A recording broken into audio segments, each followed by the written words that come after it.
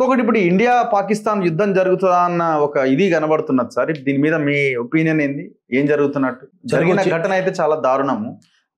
ఇంకా 2-3 ఏళ్ళు ఎలక్షన్లు వస్తాయి కదా. మళ్ళా వచ్చినప్పుడు ఎలక్షన్లకు ఉపయోగపడాలంటే యుద్ధం జరగాలి. ఎందుకంటే బంగ్లాదేశ్ యుద్ధం జరిగినాక ఇందిరాగాంధీకి అద్భుతమైన ఆదరణ లభించింది ఒకటి. పాకిస్తాన్లో కూడా ప్రమాదం ఉంది వాళ్ళకు, కాబట్టి వాళ్ళు కూడా చేయాలి అక్కడ ఒకటి. రెండవది ఏంటంటే ప్రపంచవ్యాప్తంగా ఇస్లామిక్ టెర్రరిజం పెరుగుతున్నది. అది కూడా ఒక వాస్తవమే. మోదీ ఏం చేస్తున్నది వేరే విషయం. కానీ వాళ్ళు ఎట్లా తయారైందంటే అది కూడా ఒక పద్ధతి ప్రకారం టెర్రరిజం డెవలప్ చేసుకుంటూ వస్తున్నారు. అందరు ముస్లింలు అట్లా లేకపోవచ్చు, కానీ అంటే మన దగ్గర లోకల్ ముస్లిమ్స్ ఉన్నారు అనుకోండి, వాళ్ళంతా హిందువుల నుంచి పోయిన వాళ్ళే, మాలమాదిగలు, ఎస్సీబీసీలు. వాళ్ళకి ఇవన్నీ పెద్ద పట్టాయి. వాళ్ళు కూడా గౌరవించరు. నవాబుల నుంచి వచ్చిన వాళ్ళు ఉంటారు కదా, అతారఫ్ అంటారు. అతారఫ్ అంటే ఇక్కడ వాళ్ళు, అషారఫ్ అంటే బయట నుంచి వచ్చిన వాళ్ళు. వాళ్ళు అతారఫ్ని ఏం గౌరవించరు వాళ్ళు. ఇప్పటికి గౌరవించరు. వీళ్ళేం ముస్లింలు అని అంటుంటాడు, వీళ్ళకి ఎక్కువ ఏం తెలియదు పెట్టదు అంటుంటాడు. సో వాళ్లకు ఒక ఫండమెంటలిజం పెరిగింది ప్రపంచవ్యాప్తంగా. దానివల్ల ఏమవుతుందంటే కొన్ని దేశాలు, ముఖ్యంగా క్రిస్టియన్ దేశాలు, అమెరికా లాంటి దేశాలు, ఇజ్రాయెల్ లాంటి దేశాలు, యూదు మతం వాళ్ళంతా పోలరైజ్ అవుతారు. వాళ్ళంతా ఇండియాకి సపోర్ట్ చేసేటట్టుకున్నారు ఇప్పుడు కొత్తగా. సో అక్కడ పోలరైజేషన్లో ఏమవుతుందంటే ఇండియాని ఇజ్రాయెల్ వైపు లాక్కొని పోవడం, అమెరికా వైపు లాక్కొని పోవడం, వాళ్ళ మద్దతు కూడా కనిపిస్తుంది.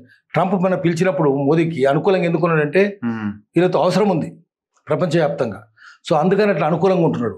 ఒక ప్రపంచవ్యాప్తంగా పోలరైజేషన్ జరుగుతుంది. ఇక్కడ ఒక తెలంగాణలో, ఆంధ్రలో, భారతదేశంలో కాదు, ప్రపంచవ్యాప్తంగా జరుగుతున్నది. అంతర్జాతీయ పరిణామాల ప్రభావం కూడా భారతదేశం మీద ఉన్నది. సో కాబట్టి ఏమవుతుంది, బంగ్లాదేశ్ కానీ అది ఐసోలేట్ అయిపోతుంది, పాకిస్తాన్ ఐసోలేట్ అయిపోతుంది. సో ఐసోలేషన్లో భాగంగానే వాళ్ళు భారతదేశం మీద దాడి, అది మన జరిగింది మాత్రం వాస్తవమే. వాళ్ళు దాడి చేసినారు, చంపినరు, ఘోరంగా చంపినారు. అది చాలా దారుణమైన విషయం అది. సో అందరికి మామూలుగా భారతదేశంలో అందరికి కడుపు మండుతుంది. సో అవన్నీ బీజేపీకి ఉపయోగపడతాయి, వాడుకుంటారు. ఎవరైనా వాడుకుంటారు. ఆ ప్లేస్లో నేనుంటే కూడా వాడుకుంటారు. సో మోదీ కూడా వాడుకుంటాడు. సో రేపు వాడుకుంటారు, మోదీ వాడుకుంటాడు, అమిత్ షా వాడుకుంటాడు. మరి కాంగ్రెస్ వాళ్ళు ఎందుకు మాట్లాడతలేరు? ఇప్పుడు మొత్తం దేశం అంతా ఒక దగ్గరికి వస్తుంది దీని ఇన్సిడెంట్. India is uniting.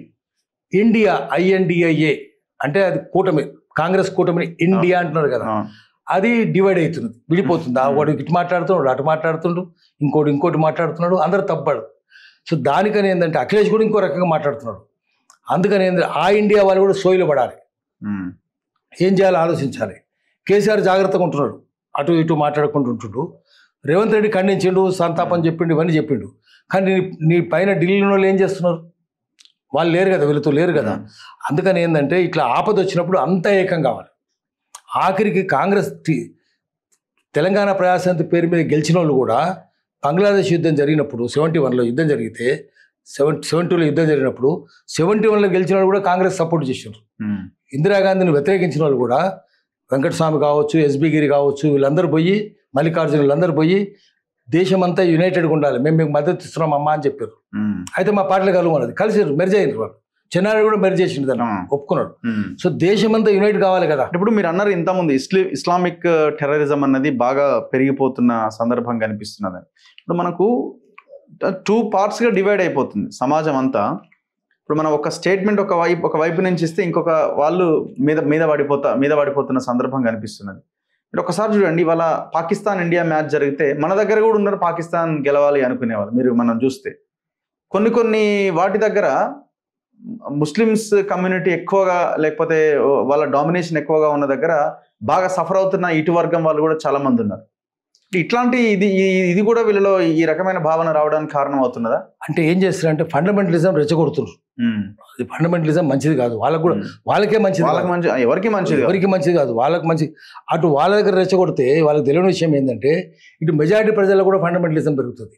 అది నష్టమవుతుంది వాళ్ళకి అర్థమైతలేదు. మజ్లిస్ వాళ్ళకి అది కావాలి, ఎందుకంటే హిందువుల ఓట్లు ఎట్లా మాకు పడాయి కాబట్టి ముస్లిం ఓట్లు కన్సాలిడేట్ చేసుకుందాం అన్నట్టుగా వాళ్ళకు రాజకీయ ప్రయోజనాలు, ఆర్థిక ప్రయోజనాలు కాదు, రాజకీయ ప్రయోజనాలు వాళ్ళకు అవసరం. సో రాజకీయ ప్రయోజనాలు వాళ్ళకు షార్ట్ టర్మ్, ఎక్కువ దూరం పోయి కొద్ది ఎలక్షన్ల మటుకు పనికి వస్తాయి. ఎలక్షన్ల తర్వాత ఏమవుతారు మీరు? అందుకని ఏంటంటే మనం చెప్పాల్సింది మజ్లిస్ కంటే భిన్నంగా ఆలోచించండి. రాజకీయ పార్టీలు చెప్పింది ఆలోచించకండి. అసలు ముస్లింస్ సంఘీభావం ఉందా? ఒక ముస్లిం ఇంకో ముస్లిం మధ్యన లేదు. పేద ముస్లిం మధ్యన పేద ముస్లిం చచ్చిపోతాడు. మజ్లిస్లో ఏమైనా పోతారా మన దగ్గరికి? ఇప్పుడు ఈడ పాత బస్తీలో కానీ చార్మినార్లో కానీ వాళ్ళు కూడా ర్యాలీలు తీయాలి కదా, అక్కడ ఎక్కడ మనకు కనబడ. అంటే పొలిటికల్గా వాళ్ళు తీయకపోవచ్చు, ప్రజలుగా సరే లోపల అనుకునే వాళ్ళు ఉండొచ్చు కానీ వాళ్ళ సంఘాలు అంటే వాళ్ళ సంఘాలు యునైటెడ్గా లేరు వాళ్ళు. హిందువులు చేస్తారా? హిందువులే చేస్తలేరు కదా. ఇప్పుడు హైదరాబాద్లో అక్కడ జరిగితే వీళ్ళు చేయాలి కదా, మెజారిటీ ప్రజలు నష్టపోయిన వాళ్ళు చేయాలి, వీళ్ళే చేస్తలేరు. ఇక నష్టపోయి అటు లాభపడుతున్నాం అనుకున్న ఏం చేస్తారు? చేయరు. హిందువుల సంఘీభావం లేదు, ముస్లింల సంఘీభావం లేదు, సోదరభావం వాళ్ళకు లేదు, వీళ్ళకు లేదు. వాళ్ళకేదో ఉందనుకోవడం కూడా భ్రమనే. ముస్లింస్లో కూడా రకరకాల తేడాలు ఉన్నాయి, రకరకాల భేదాలు ఉన్నాయి, తారతమ్యాలు ఉన్నాయి. అందుకని వాళ్ళకి అందరి మధ్యన సంఘీభావం, ఏకాత్మత లేదు. హిందువులనే ఏకాత్మత లేదు. ఏకాత్మత చెప్పుకునే పార్టీ బీజేపీ పార్టీ, వాళ్ళే ఇంక ఏకాత్మత సాధించలేకపోయినారు. ఇక వాళ్ళేం సాధిస్తారు? ముస్లిం సాధిస్తారు. వాళ్ళది ఇంకోటి ఏంటంటే, హిందువులతో పోలిస్తే ముస్లిమ్స్ చాలా పేదరికంగా ఉన్నారు, చాలా దారిద్ర్యం ఉన్నారు, చదువు లేదు, చబుత్రల మీద కూర్చుంటారు, బయటపడుకుంటారు, చాలా కష్టాలు ఉన్నారు. సో కాబట్టి వాళ్ళు ర్యాలీలు తీసే పరిస్థితి కూడా లేదు. వాళ్ళ కష్టాల్లో ఉన్నారు. కష్టాలు తీరిస్తే తప్ప రాజకీయాలు ఆలోచించరు. ముందు ఆర్థిక సమస్యలు పోతే కదా తర్వాత వేరే విషయాలు ఆలోచించారు. హిందువులు అట్నే ఉన్నారు, ముస్లింలు అట్నే ఉన్నారు. అందుకని ముందు వాళ్ళ కనీస అవసరాలు తీర్చే పని బీజేపీ, కాంగ్రెస్, మజ్లిస్ చేయాలి. ఈ మూడు పార్టీలు కూడా ప్రజల కోసం ఏం చేస్తలేవు. మళ్ళీ వీళ్ళందరూ కలిసే ఉంటారు. బీజేపీ వాళ్ళు, మజ్లిస్ లోపల అంతా కలిసే ఉంటారు. ఈయన మీద ఆయన మీద ఈయన చెప్పుకుంటారు. ఢిల్లీలో గుద్దులాట, ఢిల్లీలో ముద్దులాట, అంతే. ఇది జరుగుతూనే ఉంటుంది. ఈ ఈక్వేషన్ చూడండి. బీజేపీ, ఎంఐఎం కలిసే ఉంటాయని మహారాష్ట్ర ఎలక్షన్స్ రకరకాల ఎగ్జాంపుల్స్ చెప్తారు. ఇప్పుడు మొన్న కాంగ్రెస్ వాళ్ళు ఎంఐఎం క్యాండిడేట్ సపోర్ట్ చేసారు. ఇప్పుడు వాళ్ళు మరి బీజేపీ, ఎంఐఎం కలిసే ఉన్నాయి అన్నప్పుడు మరి మీరెందుకు ఎంఐఎం సపోర్ట్ చేసారు? మళ్ళీ ఎంఐఎం వాళ్ళకి ఇంకో లైన్ చెప్తారు, దానికి చెప్తారు. మళ్ళీ ఇప్పుడు దానివల్ల ఎంఐఎం గెలిచింది కదా. పోనీ మీరెందుకు పోటీ చేసి ఎంఐఎం మద్దతు తీసుకోలే? తర్వాత వాళ్ళు ఎన్ని దొంగ పనులు చేసి అన్నిటికీ మీరు సపోర్ట్ చేసినా, ఆర్థికంగా ఆఖరికి వక్ఫ్ భూములు అమ్ముకుంటే కూడా సపోర్ట్ చేసినా. కాంగ్రెస్, మజ్లిస్ కలిసే వక్ఫ్ భూములు అమ్ముకుంది. వక్ఫ్ బోర్డులు వాళ్ళే పెట్టిండ్రు. ఒకటి కాదు, లగడపాటికి అమ్ముకుంది అంతే కదా.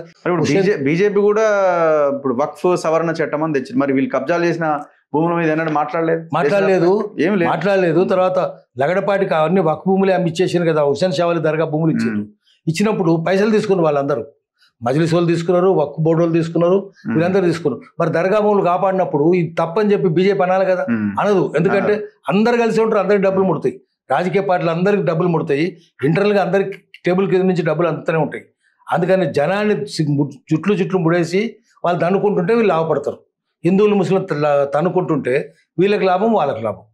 కావాలని కృత్రిమంగా సృష్టిస్తుంటారు.